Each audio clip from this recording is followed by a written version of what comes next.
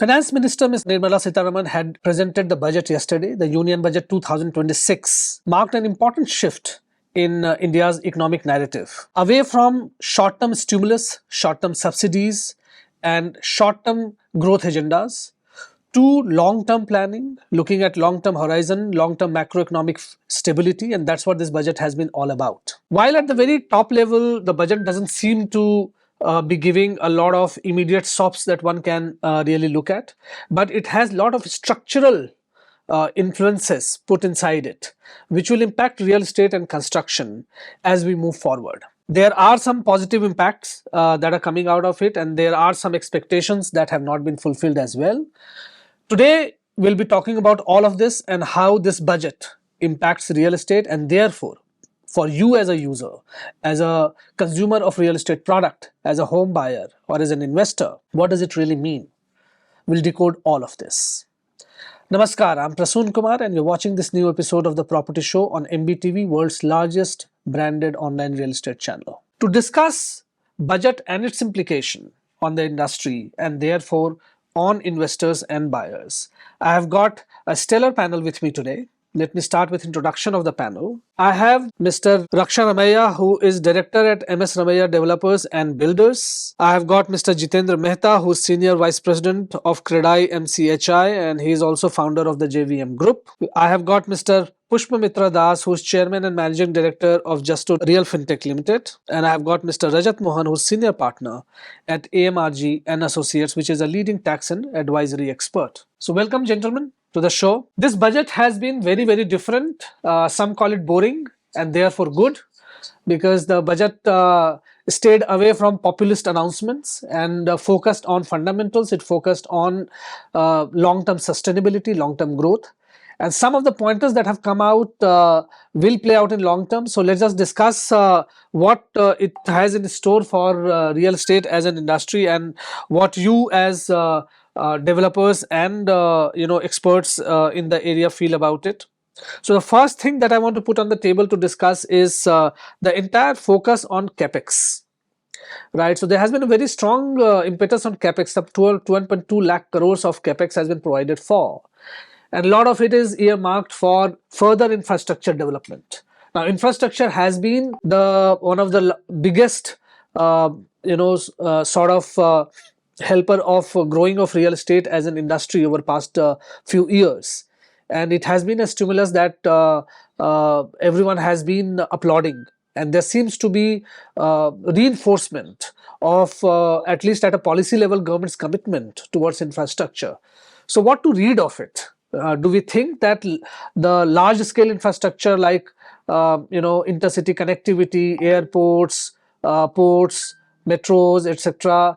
Will continue to get developed, and therefore new real estate micro markets will continue to emerge, thereby giving fillip to both demand and supply? Let's start with you, Mr. Jitendra Mehta. See, this Capex will help to develop Tier 2 and Tier 3 cities.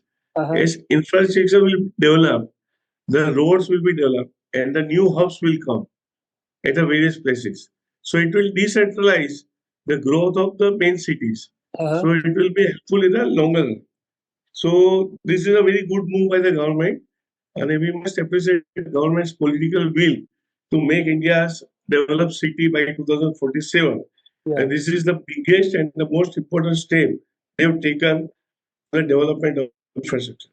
Mr. Pushpamitra Das, do you echo this sentiment that the infrastructure focus will continue to therefore develop the non-tier 1 towns in a way, and therefore open up new micro markets and therefore decongest the existing markets as well? Absolutely, I agree with Mr. Mehta's views also.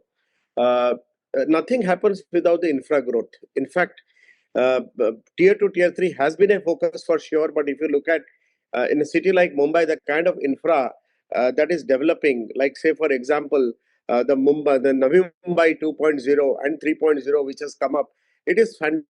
I mean, it is reducing the travel time, it is reducing the time for people to go to work, and livability quotient also improves significantly. And infra is the basis of growth for anything. And more than anything else, the price rise that is going to happen also will be much more distributed rather than cluster rise of prices. It will be much more widened, and the price rise will not be very significant in cluster of the projects. So you argue that there will be a stable price regime that will be entering, and the era of rapid growth in property prices and escalation of prices will not be there. It will settle down, which is a good news for end users. I wanted to come to you, Raksha, which is this entire focus on tier 2 and tier 3 town that we are talking about. Right now, tier 2 and 3 towns have been growing over a period of time. Last couple of years, we have seen markets like a Jaipur or or a Lucknow or a Coimbatore, and many such Bhubaneswar, many such markets have been rapidly keeping pace with the development and growth as far as real estate is concerned. How do you see this play of tier 2, tier 3 towns as we go forward? Do we think these cities or these towns will develop in far more planned a manner to begin with, and will not have another situation like a Bengaluru or any such situation where growth management becomes an issue? First of all, thank you very much for having us on this discussion. Both our previous speakers, I tend to agree with them that the infrastructure focus should be on tier 2 and tier 3 cities. But it's not just this one particular budget that it's come out of. It has come out of a lot of budgets in the past, but the actual the implementation of it is what is really crucial. And when you say infrastructure, it does not just mean building your highways and roads. How do you get people to move in to these tier 2 and tier 3 cities? How do you stop them from coming in Mumbai or a Bangalore or a Delhi? Just a road or just these bridges that happen, or just a commuting hours will not really suffice. Actual land developments in tier 2, tier 3 cities should be on the agenda. And this obviously comes down to respective state governments and central governments. So when central governments have a push for tier 2 and tier 3 cities, this drives up the infrastructure need for all these tier 2 and tier 3. So I think it is in due process that the crowding of these major metros should actually be stopped. Eventually, it is very important that we have our plan in place, and every state should have their own agenda to develop these clusters. So I tend to agree with this budget, but I don't know how much is will get rolled out on the ground level. Okay, Rajat, the argument being made is about implementation, right? I mean, budget can have all the right intentions, but if the implementation is not there, which which gives the benefit ultimately in the hands of people, how good it will be? How do you see this entire challenge of implementation on the ground? So Prasun very rightly said, our finance minister has this time focused on infrastructure and capital thing. Last budget, a lot of benefits were given to individuals in terms of rationalization of income tax, and then in September 25 we also see GST rationalization being done. A lot of already SOPs have been given in, and these infrastructure matters and capital intensive matters are one thing whereby your economy can move in, and the multiplier could be 5 times, 10 times, 20 times. And I agree with the comment of Raksha Ram, whereby have a lot of infrastructure in an empty places or in ghost towns does not make sense. Yeah. Both the things have to respond. There has to be some impetus or some investment in infrastructure in a new town, but the people also have to move in. There has to be schools, there has to be education, there has to be medical facilities, and then we will have an airport. We cannot have an airport just in an open land. So both the things have to be implemented simultaneously. That is why probably these projects, infrastructure project, does not take a year or two. It takes probably 10 years and 20 years. And so I think all the parts in the government, together with the private, together with the public, has to ensure the benefits of capitalization has been given to 140, 150 crore people. Mr. Mehta, the argument is that tier 2, tier 3 towns could be the next growth engine as far as real estate is concerned, and one has been talking about it. And associated development related to that, and that came out in the budget also, is this long 20-year tax holiday given to all the data centers. And this particular policy is likely to impact a lot of tier 2, tier 3 towns as well, as because we have been seeing a movement of data centers towards either outskirts suburbs of existing cities or getting to tier 2, tier 3 towns, thereby generating jobs there, thereby helping those micro markets also to grow. So this entire emphasis on data centers. Before we go to data center, I think the point raised by the speakers were based. See, government has planned more than 100 smart cities already. That is in pipeline in all the states. So now that should be developed with this infrastructure that will help actually the growth of the tier 2 and tier 3 city. They have already earmarked before 2 to 3 years. This already city is there on the state list also. So their drainage, their water, their etc., anything related to the local development required to look after the state. So government is now has to plan along with the state authority to see that this happens actually. Mr. Das, this emphasis on data centers, one, it's from the new economy point of view, the AI driven economy point of view. It is imperative that we get into that.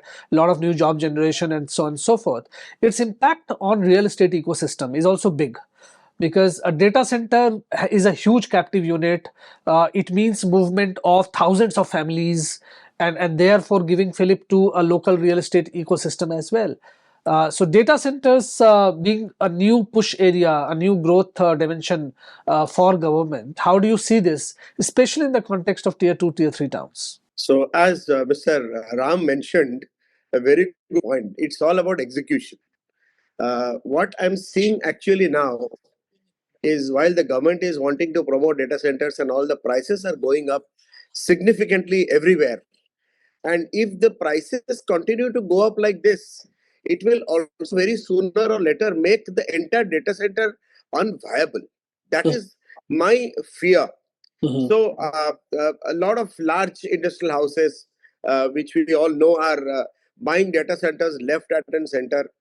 The return from warehousing business has also gone up significantly now to almost about 12 to 14%. And if these prices continue to increase, yes, it's a good by doing a data center, we are decongesting everything. But alone with no structure in place is not going to really work out in the long run, and I have a fear to that extent. So when you mentioned about a structure in place, I mean, data center itself is a captive unit and it is to service, a particular business entity. What are some of those structures that you're talking about? Is it energy supply? Is it, management of, there's a huge amount of water that is required, and there are a whole lot of other things that are associated with it. What? Yeah, absolutely. The power, the electricity, the water supply, the industrial systems. How do you take what is happening at Dholera? I mean, assets have been sold, so a lot of things have to be done. But at the same time, I would like to bring in one aspect of the budget, that is, with the safe harbor thresholds expanded to 300 crore, it certainly improves tax certainty. That is one thing I would like to talk about more particularly, rather than they should invest purely on the data centers. It is very linked to the data center as well. All right, Raksha, coming to you, the focus on data center seems to be. Yeah, sorry, I have two very important points with respect to data centers. I don't know how this information can be corrected. Data centers is something that does not need manpower. You don't need manpower with data centers. The further away they're from actual people, public, with respect to an IT/BT or a call center or a medical transcription or any other industry, a data center will use less than 2% of the manpower. You don't need manpower for it. That's the beauty of it.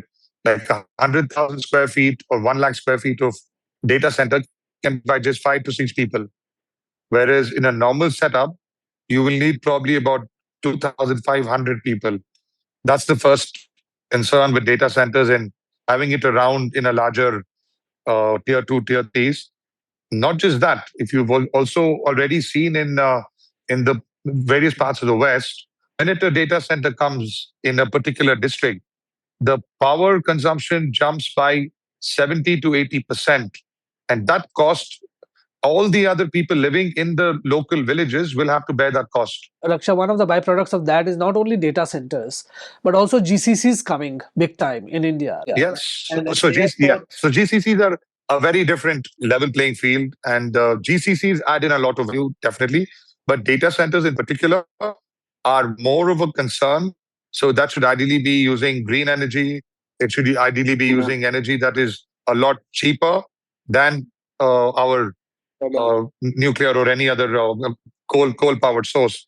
So here the important part is these sort of GCCs and other services should go to tier 2 and tier 3 cities. Yeah, so what happens, the way it works, Raksha, is once you have data center moving in, you will have to provide a lot of infrastructural support to that, for that to happen. And once you're building that kind of infrastructural support, that will give fillip to the development of real estate market in and around, because infrastructure is one of the big enablers of real estate development any which way, right? And combined with GCCs coming in, and GCCs also wanting to go to tier 2 and tier 3 towns, where there is cheaper land availability, there's adequate manpower availability, will also help in decongesting your major towns. At the same point of time, this combination of data centers and GCCs is likely to therefore give a big boost to tier 2 and tier 3 towns. That was the broad argument there. With respect to GCC, I agree with you. But human is something that companies will not be able to prerequisite reach to these tier 2 and tier 3 towns. The real human capital is actually in town. So unless there's infrastructure to educate and qualify tier 2 and tier 3 youth in that area, they will not be able to qualify. A lot of companies have moved, for example, from a Bangalore to example a Mysore or a Mangalore with respect to Karnataka. Yeah. They within 2 years have a Bangalore, because the human capital that you can provide in those areas, it may be cheaper, real estate is cheaper, salaries are cheaper, but you're doing the work repetitive. That's precisely the challenge, isn't it, Rajat? See, at the end of the day, you have to make a beginning somewhere, right? I mean, if you have a captive unit somewhere, it may not start in a very ideal state to begin with, but over a period of time, it will always give you potential to develop an ecosystem, and therefore a micro market over a period of time, which will give fillip, right? Isn't that the argument, Rajat? Prasun, I'm totally in for data centers. I think that is a beautiful, stride by our honorable finance minister, whereby and we are not talking about small data center, we are talking about large data centers, and we will be having billions and billions of dollars poured inside of FDI. So directly or indirectly, we'll have a lot of FDI, and it's not a 1 day, 1 month, 6 months, 1 year project. These data centers will take years to be built, and post that, a lot of servicing, a lot of income could flown into India even through data centers. They may be manned, they may not be manned. If 5 years to develop, and how much infrastructure needs to be developed across these data centers, eventually would be very high. And why not GCC being next to them? The energy consumption, the power consumption would be very high. And India is also, I think, planning to be net zero carbon emission by 2050. So eventually all these large companies, those corporates have to be net zero by 2050. But I'm totally in for data centers. A lot of capital will flow in, and of jobs, employment would eventually grow. And I want to add a bit to that, and I will come to you, Mr. Mehta, for that. Alongside this, the budget also had a big push for MSMEs, for textile centers, for biocon, and also for semiconductor industry. There has been a big push this time for semicon and making India self-reliant in semiconductors. Now, all these things which are new economy things will need a lot of infrastructure, it will need a lot of development, and it will need a lot of land, it will need a lot of place, right? Aside to generating the benefit that it will generate, but that itself seems to be a big boost for construction and real estate as such.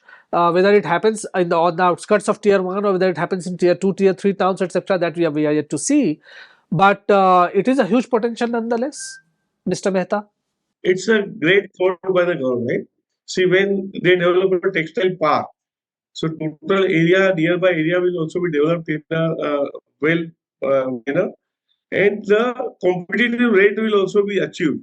The manufacturing rate of competition can be achieved. So it will be beneficial for the development of the tier 2, tier 3 city, as well as the quality and the quantity of the supply. So it will be great benefit and great boost. Real estate market will boom near the any park, like the park or electrical park or furniture park, any park. But it will boost like anything. Mr. Das, the entire focus on semiconductors now, while strategically is very important for any country and for us being a large country any which way, but its potential to generate thousands and thousands of jobs. And we have ready talent and manpower, engineering talent and manpower for a lot of those things as well, right? This giving a boost, further boost to, could this be the next IT, next ITES, and therefore can we have many new Bengalurus opening up which will be known for semiconductors? Do you see that potential? It's not just about Bangalore, even Hyderabad. I see a lot of potential in these two cities. When the semiconductor investments in semiconductor is going up, there will be a lot of jobs that will get created.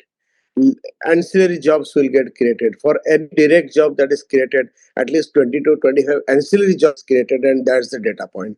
So even that happens, there will be huge opportunity for real estate growth.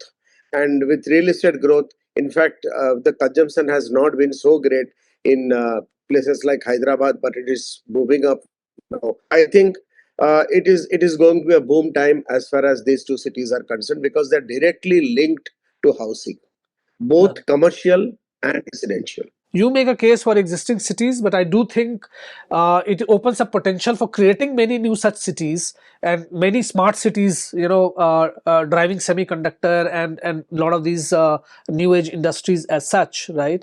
We already see Andhra moving forward, taking big strides to, make AI as one of the growth drivers for their own development per se.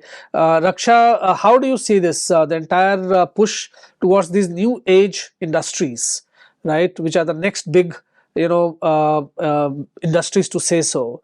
How will this help real estate ecosystem, and how will this help many more new cities to sprung up? I agree with the other previous speakers on the semiconductor boost that has got now. And this is actually a really great move by the government. So we need to now start engaging with the industry, with the education industry, with the right industries, to get the training in place to move the semiconductor industry, because we obviously don't have the raw material. So apart from raw material, we have all the allied services. Now 90% of the rare earth is now anyway with China and a couple of other smaller countries. I think the budget also spoke about, on that note, I think, Raksha, the budget also spoke about building a rare earth corridor, right, to really secure the supply and make sure that we have uninterrupted access to that. Absolutely. So apart from that, we should be ready to not just purchase them, but also utilize them to its best benefit. The costing of it, we should match with the world markets. So naturally is a really, really great push for all the real estate industry across. Mr. Das just mentioned Hyderabad, Bangalore, but I think even Pune or Ahmedabad also has great potential for the semiconductor industry. On the whole, I think we need job-ready courses, job-ready programs that the industry can come and really pick people off, pick our youth off, who are really stuck in the odd jobs that are currently in the market.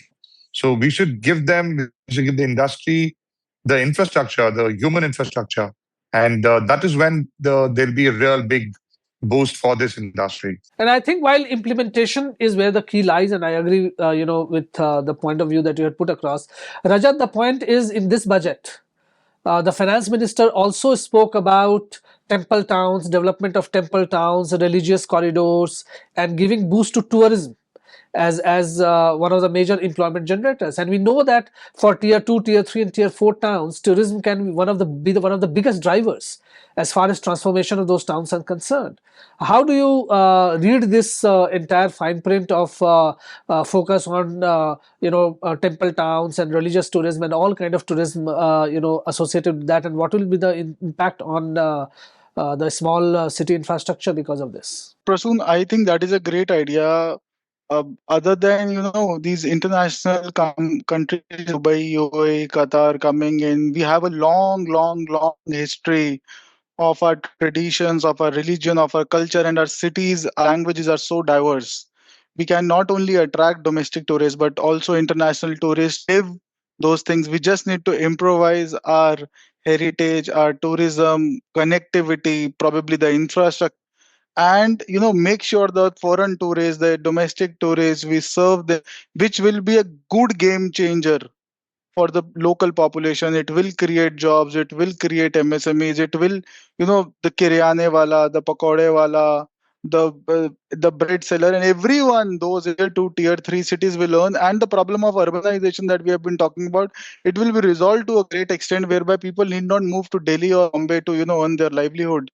We are coming to their cities to enjoy those benefits, to see those tourist places. I think building up a full town and tourism is a great way of building up MSMEs across India, not only in Delhi, Bombay, Calcutta, etc. Mr. Mehta, tourism as an industry has been spoken about for long, but we always seem to be lagging behind in terms of developing proper infrastructure for tourism. Right. So, as a developer, as president of CREDAI-MCHI Thane, how do you see this? Do you see tourism as a big potential from a developer's perspective? And can developers get into really tourism and build a lot of solutions related to it? See, we all have witnessed the development of Ayodhya. It's the best example you can put. Ayodhya developed like anything after the construction of Ram Temple.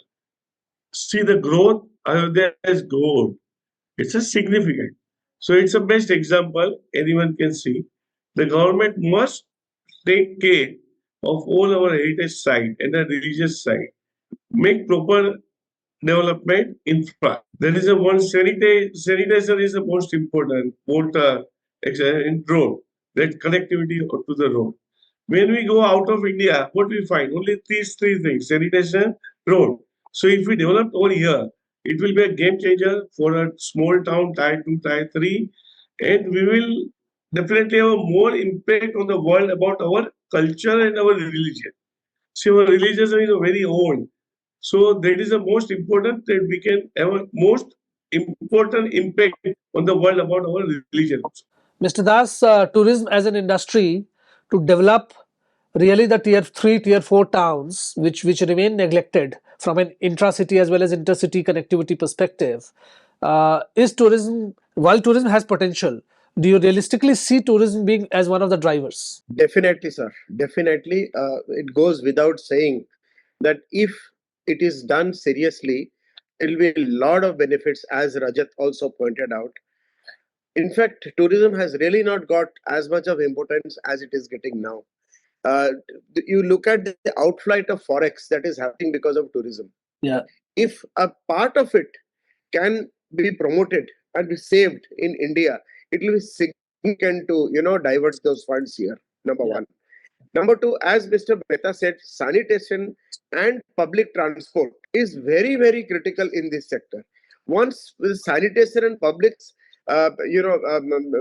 transportation improves, the hospitality, if you see, industry has grown in the last 2 years significantly. And government is also promoting a lot of allotment of lands in places like Puri, or even Dwarka is coming up now. All these places are also getting improvised.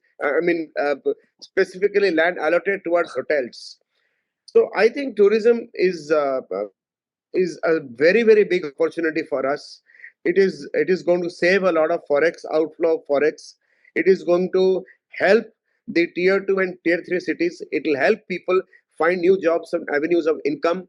I think tourism should be given a lot of priority, and India is a fantastic country. Every state has its own story to tell, and this is something which we must be very focused, and we must do it in a fantastic way. Rajat, let's talk a little bit about capital infusion, right? And because everything requires capital. Now, in this budget, there have been some steps taken for improving the capital access as well. There has been infrastructure risk guarantee fund. There has been bond market deepening. There has been municipal bonds, NRI tax simplifications. There are a lot of these things that have been done. Another thing that I can see here is REIT-led asset monetization. Now, some of these ideas seem to be quite revolutionary, because just take REIT. REIT in developed market has been huge, big source of capital, right? In India, we have a successful example of here and there, Embassy being the best example in Bengaluru, and there are a couple of other REITs have happened. But do you think the time for looking at alternate capital, through REITs and through other instruments has come, and developers should be looking at some of these avenues to generate capital and therefore take the industry forward? Prasun, first thing, I must think REITs is a very, very difficult concept. So in a very, very layman terms, I tell in all the viewers of MBTV what is a REIT and what was the purpose of REIT. So ideally, it is very difficult for a small investor or a person who is not very rich and affluent to buy a large chunk of land. You can't buy 100 crore rupee land. So it started with West, it started with US, whereby these land parcels who were underdeveloped or not developed or generating rentals, especially commercial, were put into certain SPVs, and those SPVs, something like shares, also known as REITs, were distributed across to thousands and thousands and millions of people, whereby by buying a share of 500 rupees or 5,000 or 50,000, you could be part of a large revenue generating or a large rental asset. So this is what the REIT is. REIT is primarily a very new concept in India. Thanks for explaining that, Rajat. Yes. So REIT is primarily a very, very new concept in India. You can also understand it like a mutual fund, real estate asset. So it's not a company, it's an asset whereby you will hold a small share or a small REIT which can be transferred on a secondary market. You like to be part of it, you can be a part of it. You want to sell it, you can sell it online. So India is very new to this. Globally, this has attained lot of investments, capital investments from retail investors as small as 1 lakh rupees, 2 lakh rupees, 3 lakh rupees are flowing down into large REITs which can eventually be invested. Embassy and Mindspace, as I suppose, one of the two very big REITs that we see. And the concept of REITs, I am totally in for this. A lot of capital infusion. People from lower strata of the society, even a small person or a middle segment, can invest into REITs, which are otherwise traditionally always available to large investors. These would be now open to small investors like all of us. This is a very good proposal, and converting or giving the assets of public sector companies in the REITs and then participating in the REITs would be of great benefit and could yield a lot of results for our retail investors. Raksha, let me come to you. There have been some, though not as much as I would have liked, but there have been some touch up on sustainability as a concept as well. As we move forward, India has a net zero target any which way, but there have been talk of green transition over here, where rupees 20,000 crore CCA US fund has been created to support low carbon construction materials. And accelerating ESG compliant buildings and premium valuations, etc. Right? How do you see this? Do you think we are moving in the right direction? Enough is being done to promote the idea of sustainability and sustainable construction, environmental, protection, and the related areas? Yeah, definitely. I think the funding for lower carbon cement or steel is definitely a benefit for lower carbon emissions. But this, if not done in a large scale, will drive up the costs of the construction.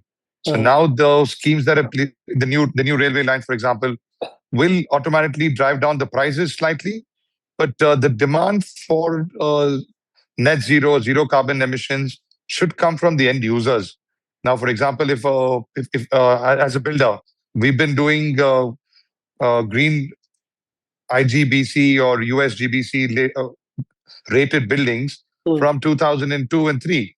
So the end user who actually ends up taking these sort of buildings should be able to, or should be willing to pay that 30% premium of rentals versus compared to a building which is non-regulatory with most of the others.